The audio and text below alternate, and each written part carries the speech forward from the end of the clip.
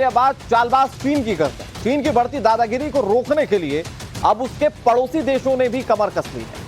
चीन से बढ़ते खतरे के बीच जापान ने चीन को सबक सिखाने का एक बड़ा फैसला किया, जिससे न सिर्फ चीन की हेकड़ी को जवाब मिल सकेगा, बल्कि समुद्र में उसकी दादागिरी पर लगाम भी लग जाएगी। इसके अलावा चीन अमेरिका की टेक्नोलॉजी चोरी कर अपने लेटेस्ट फाइटर जेट में इसका इस्तेमाल भी कर रहा है। वहीं उसके खुद के बनाए गए फाइटर जेट उसे दूसरे मुल्कों में बेचने पर मजबूर होना पड़ रहा है। वो अब फुस साबित होने लगे। इन तमाम मुद्दों पर हम अपने defence expert major general retired के सिन्हा से भी चर्चा करेंगे, लेकिन उससे पहले इस वक्त की बड़ी खबर आपको बता दें। खबर दरअसल जापान को लेकर है, जहां पर चीन से खतरे के बीच जापान का बड़ा कदम सामने आया है। जापान का मिसाइल आर्मी की तैनाती का फैसला। चीन ताइवान के पास मिसाइल आर्मी की तैनाती की जाएगी। इशिगाकी द्वीप पर मिसाइल आर्मी तैनात की जाएगी, जहां चीन ताइवान के पास है इशिगाकी द्वीप, और यहीं पर मिसाइल आर्मी तैनात होने जा रही है। दरअसल पिछले कुछ दिनों से जापान को जिस तरह से चाइना ने दबाने की कोशिश की है या नॉर्थ कोरिया ने दबाने की कोशिश की है, जापान ने अपने रक्षा बजट में इजाफा किया था। जापान दरअसल शांति प्रिय देश है और उसने अपने देश में किसी भी तरीके से रक्षा को लेकर बजट रखा ही नहीं था, लेकिन दूसरे देशों की चालबाजियों के चलते अब उसने रक्षा संबंधी कदम उठाना शुरू कर दिए हैं, और इसीलिए एक बड़ा फैसला लिया गया है जब मिसाइल आर्मी जापान की ओर से तैनात की जाएगी।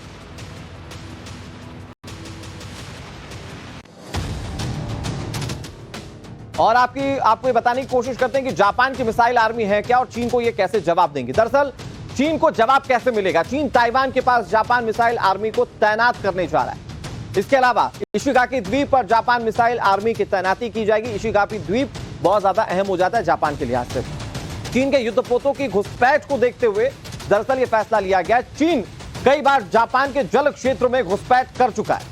पूर्वी चीन सागर में चीन की दादागिरी जापान इन मिसाइल आर्मी से रोक सकेगा। ओकिनावा मिलिट्री बेस को भी जापान ने अपग्रेड कर लिया है, यानी कि अपनी रक्षा संबंधित तमाम चीजों को जापान अपग्रेड कर रहा है। और ऐसे में जो देश उसमें घुसपैठ की कोशिश करते थे या उसके हिस्से में आने की कोशिश करते थे, जापान दरअसल अब उन जगहों पर उन्हें जवाब देने की तैयारी कर चुका है। अब आपको मैप के जरिए समझाने की कोशिश करते हैं कि है क्या दरअसल ये ओकिनावा, इशिगाकी द्वीप, ओकिनावा और ताइवान, चीन, कैसे ये सारी चीजें जो है वो एक दूसरे से रिलेट करती है। देखिए जापान का है, यहां पर ये जापान है और ये जो चीन है, यहां पर चीन जो है वो ओकिनावा के आसपास घुसपैठ की कोशिश करता है, या सोचिए कितना अंदर तक आने की कोशिश करता है।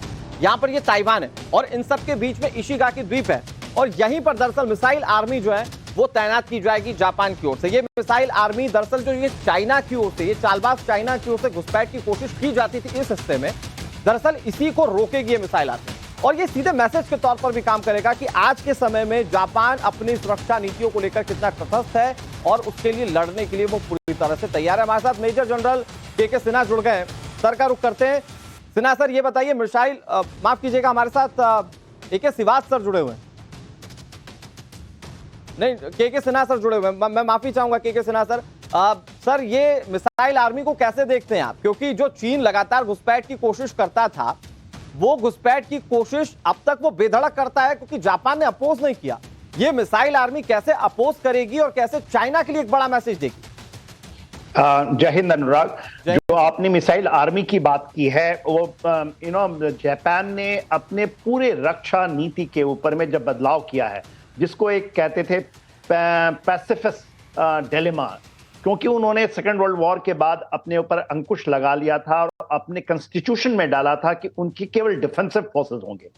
अब उसको बदल करके उन्होंने अपने पहली बार 2% जीडीपी का वो अचीव करना चाहते हैं रक्षा बजट में। आपने पूछा कि किस तरह से ये जो मिसाइल इसकी बात कर रहे हैं, मिसाइल फोर्सेस की, वो 2 द्वीप हैं। देखिए, एक ओकिनावा तो उसका बहुत बड़ा मिलिट्री बेस है, जहां की यूनाइटेड स्टेट्स के साथ उसकी बड़ी फ्लीट्स रहती हैं। उसके आके संकाकू, जिसको आप सिकाका कहते हैं, उसको संकाकू कहा जाता है नॉर्मल टर्म में, उसको दस्यू कहता है चाइनीज अपने जवान में, और इसिकाका भी कहा जाता है। यही डिस्प्यूटेड एरिया है जो कि मात्र 160-70 किलोमीटर है आपके, जब ताइवान से हम देखते हैं। और जो मेरिडियन लाइन ली की गई है, उसको चाइना हर एक बार क्रॉस करता है और इस आइलैंड के आसपास वो कहता है ये उसका है। तो उसके ऊपर में जो लड़ाई है, और वहां पर मिसाइल पूरे ब्रिगेड का आना, जिसके अंदर में हजारों की संख्या में टॉमहॉक क्रूज मिसाइल्स लगाए जाएंगे। टॉमहॉक, और ये उन्होंने अनाउंस कर दिया है, टॉमहॉक वो क्रूज मिसाइल हैं, ये जो वो एंटी शिप रोल में भी यूज हो सकते हैं। तो ये एंटी शिप मतलब किसी भी शिप को वो टारगेट कर सकता है। तो ये बहुत बड़ी डेवलपमेंट है। और देखिए, जो उन्होंने पूरी अपनी रक्षा नीति को ही बदल दिया है, वो ऑफेंसिव कैपेबिलिटी पहली बार, और ये उसके लिए बहुत ही वो इसके लिए जागरूक हैं और बहुत उनके उत्साहित हैं। देखिए, उनके जो प्राइम मिनिस्टर हैं कसीदा अभी गए थे, वो भारत भी आए थे, वो अमेरिका में भी जाकर के जो अभी उन्होंने किया है, और ये बदलावों को खुले तौर पे कह रहे हैं। तो जो आप कह रहे हैं ये एक बहुत बड़ी कैपेबिलिटी है, और उसके पूरे मूवमेंट के लिए जो आप इस चाइना सी, जिसको आप कभी कभी जापान का सागर कहते हैं, जापान सी को कहते हैं, वहां पर बहुत सारे डिस्प्यूटेड एरियाज हैं। ये केवल ऐसा जी सर, आपने डिस्प्यूटेड एरिया का जिक्र किया और बहुत अहम टर्मिनोलॉजी का इस्तेमाल किया कि जापान चीन में समुद्री विवाद है। ये समुद्री विवाद एक बार अपने दर्शकों को समझा देते, उसके बाद आपका रुख करते हैं। दरअसल समुद्री विवाद क्या है वो अपने दर्शकों को हम समझाते हैं। जापान चीन में समुद्र विवाद, पूर्वी सागर में कई द्वीपों को लेकर जापान चीन में विवाद है। टोनोशिरो डियाओयू द्वीप को लेकर जापान अपना क्लेम करता है। चीन ने दोनों द्वीपों को सेनकाकू द्वीप का हिस्सा बताया, यानी कि चीन कहता है हमारा है, जापान कहता है हमारा है। चीन द्वीपों पर मिलिट्री ताकत बढ़ा रहा है। वो इन द्वीपों पर, सोचिए, वो अपने अपने का दावा करते करते चीन ने उस पर कब्जा करना शुरू कर दिया। चीन जापान के द्वीपों पर लगातार कब्जा करने की कोशिश करता जा रहा है। कई बार जापान के समुद्री क्षेत्रों में चीन ने घुसपैठ भी की है। समुद्री घुसपैठ पर चीन जापान अब आमने सामने आ चुके हैं, और यही वजह है कि मिलिट्री आर्मी, मिसाइल आर्मी जो है वो जापान को लगानी पड़ रही है। हमारे साथ के सिन्हा सर लगातार जुड़े हुए हैं। सर, ये जो समुद्री सीमा को लेकर विवाद था, दरअसल ये विवाद हमने अपने दर्शकों को समझाया किन किन द्वीपों को लेकर टकराव है। जापान आने वाले वक्त में और किस तरह से इन द्वीपों की रक्षा के लिए, संप्रभुता के लिए लड़ाई और लड़ सकता है, क्योंकि उसकी अप्रोच बहुत क्लियर हो चुकी है कि अब तक आप जो करते आए वो अब आप आगे नहीं कर पाएंगे। और उसके पीछे की एक बड़ी वजह है कि अमेरिका जैसे देश जो है वो जापान के साथ खड़े हैं। एब्सोल्युटली। देखिए, इसकी हिस्टोरिकल पर्सपेक्टिव है, और आज के करंट जो इंडो पैसिफिक के अंदर में जो जद्दोजहद जो चल रही है, टोटल जो कहते हैं शिफ्ट ऑफ जो सेंटर ऑफ ग्रेविटी है, तो वहां पर जो ये ईस्ट चाइना सी है, साउथ चाइना सी में जो 9 डैश लाइन है, और आपने जो द्वीपों का नाम लिया, जो संकाकू के छोटे छोटे द्वीप हैं, उसके ऊपर में उसका मेन जो बड़ा द्वीप है वो संकाकू है। उस संकाकू के अंदर में मेन डिस्प्यूट है, और मेरिडियन लाइन एक खींची गई थी, जिसके कारण मेरिडियन लाइन ये माना गया था कि ये लाइन कभी क्रॉस नहीं करेगा, मगर अभी चाइना उसको लगातार क्रॉस करता है। और उसके जो आर्टिफिशियल आइलैंड तो यहाँ नहीं बनाया है, आर्टिफिशियल आइलैंड तो साउथ चाइना सी के अंदर में, मगर यहां पर इन द्वीपों को खास करके वो पकड़ना चाहते हैं, जो कि ओकिनावा से एकदम मात्र थोड़े दूर पे है। तो जिस तरह से जापान, आपने मिसाइल आर्मी की जो बात की है, ये टॉमहॉक मिसाइल यहां लग रही है और लग जाएगी, और 2025 का लक्ष्य है 2026 तक। और जो मेरीन आ रहे हैं, जो यूएस के मेरीन की डिप्लॉयमेंट ओकिनावा में हो रही है, तो आप इसको पूरे चीज को जब आप देखेंगे तो इस क्षेत्र में चाइना को कंटेन कर लिया जाएगा। और इनके ऊपर में तो बहुत बड़ा पैक्ट है ना रक्षा का, उसकी अमेरिका को रक्षा करना पड़ेगा ही, यदि उसके कहीं पर भी डिस्प्यूट होती है। मगर ताइवान के जब हम ताइवान की बात करते हैं तो वहां पर नहीं है उनका कोई, वहां पर एक स्ट्रैटेजिक उसको कहते हैं, और उसको ये कहते हैं, जो ये इन्होंने अपना टर्म लिया है 1979 के साथ जब हुआ था ताइवान के साथ उनकी समझौता, जो कि यह कहा जाता है ताइवान यूएसए का एक ज्वाइंट। बिल्कुल सर, ये जो तमाम आप इक्वेशंस बता रही है बहुत अहम है, इस पर हम चर्चा करते रहेंगे।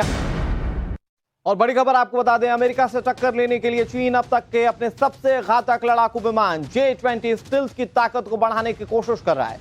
चीन के सामने चुनौती है कि उसका यह फाइटर विमान अमेरिकी वायुसेना के F-22 रैप्टर को टक्कर दे सके, इतना वो काबिलियत रखे। हमारे साथ के सिन्हा से लगातार जुड़े में बताओ डिफेंस एक्सपर्ट। सर, चीन ताकत बढ़ाने की कोशिश कर रहा है, इसका सीधा मतलब ये है कि उनके, यानी कि चीन के खिलाफ जो देश एक साथ इकट्ठा होकर खड़े हो रहे हैं वो उसे जवाब दे सके, और उसमें सबसे पहला नाम अमेरिका का आता है।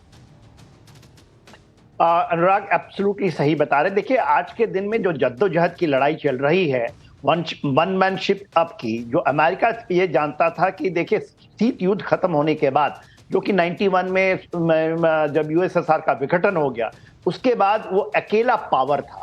मगर इस दौरान इस 20 सालों के अंदर में आप देखिएगा, 20 से 30 साल के अंदर में बहुत सारी शक्तियां आई हैं, और उसमें शक्तियां एक है चाइना, और उसको उभारने वाला, उसको मदद करने वाला, उसको सपोर्ट और उसको बनाने वाला अमेरिका ही है।